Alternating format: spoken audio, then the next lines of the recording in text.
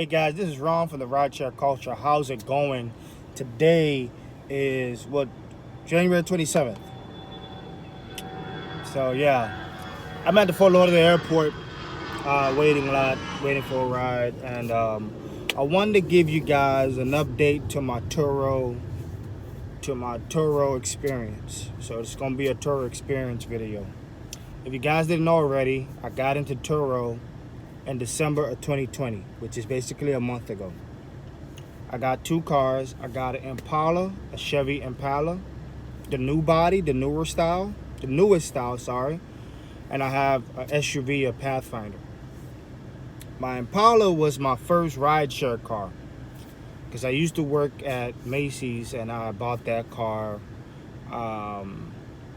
with a very, very bad deal, very bad deal. And I'll go into the deal maybe later on in another video. Anyways, here's my Turo experience. Good, actually great. I've had in total 1, 2, 3, 4.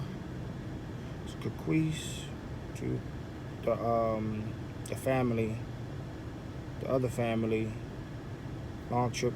I've had five Turo renters. Everyone was a 5.0 except for one guy who was a 4.7. But even the guy that was a 4.7, when I looked at his rating, it was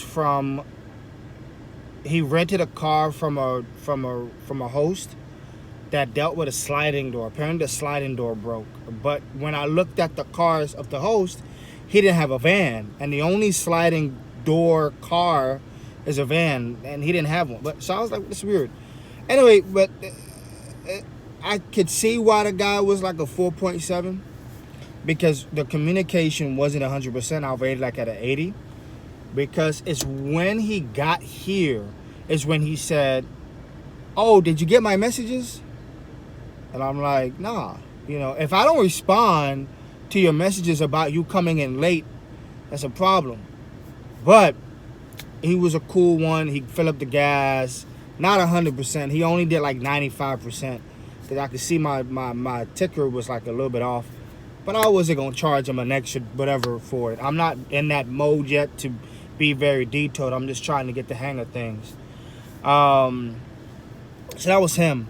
My third renter who had family went to Tampa. So she went over the miles. And because she went over the miles, it was only like $10 mileage overage, which didn't do much. So I was just like, okay, $10, and she just gave it. She even knew that she went over miles. And I was like, all right, well, you went over miles, no problem. And very good. The only thing is that it looked like when they were traveling, they were putting their feet on the windshield because I could see the footprints, But I didn't charge her for that. I just sprayed it down with a microfiber cloth and wiped it down. The front window and the back window, which was weird. They took my air freshener. I don't know why. Maybe they liked it. It's a white air freshener. It's Small Spaces by Glade. I put it in the back of the car because what happens is I noticed my first and second renters, it literally it was that Small Space Glades. I love them because they keep that nice scent in the car. Even when I clean it, it still gives it a nice fresh scent.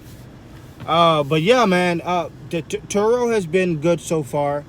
I signed up for a course. Not a course, but like a group on Turo Experience. So if you want to see that YouTube channel, I'll leave a link in the description below. She's been doing this for a long time. That's another guy who talks about it that I've been watching recently. His name is Stefan. I'll link his YouTube channel as well and to see what he's doing. He's out in Atlanta. There's another guy called Car B&B Atlanta. He stopped making videos, but if you watch his videos, you kind of have an idea what his marketing. He's like into the luxury side. In Atlanta, there's another guy that I do watch who's in the Miami market too.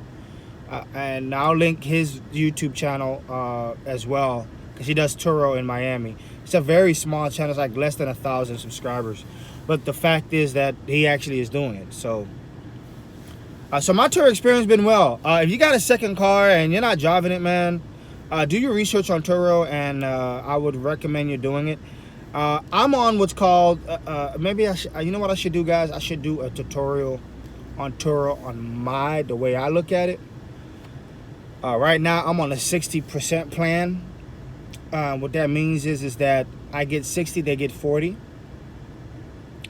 And they take, if something happens to the car, I mean like a scratch or whatever, a window crack, they pay for it. I don't pay nothing on 60%. On the 75, it's like $250 deductible fee. You got to pay $250 to get it started. And then you got ones that like a 92.5%. That one is basically you're a commercial host, meaning you got your own rental car company with your own insurance. And I think that's like an 80%. I just got to go over it with you guys so you guys can see it. But anyway, that's my experience with Turo. It's been good. I mean, I've had back-to-back bookings. The only downside is maintenance. So, and when I say downside, because you got to find the good deals to get your maintenance done.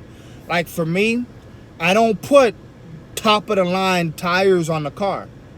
I'll get tires that's highly rated for grip on the ground when I do my research.